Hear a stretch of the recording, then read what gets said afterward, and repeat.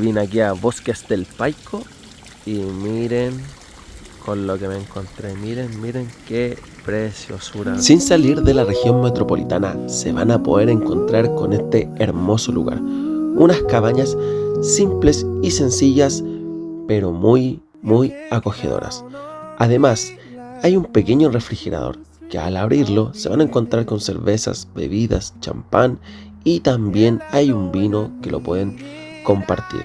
Lo mejor de todo es que al lado de esta cabañita van a encontrarse con esta tinaja, agüita calentita y si también quieren les pueden traer una tabla de picoteo. Yo pedí unos mojitos, pero hay bastante variedad de bebestibles, bebidas, lo que ustedes de verdad quieran. Y para el desayuno, miren nomás qué ricura. A la mesa nos trajeron el desayuno, así que después de esto nos fuimos a hacer unos muy buenos masajes en este lugar, hermoso con muy buena vista. Luego de terminar de hacerme los masajes, me fui a disfrutar de esta gran piscina. Miren nomás qué belleza. Y hay muchos niveles, así que si a ustedes les gusta nadar en la profundidad, también es bastante alta la piscina.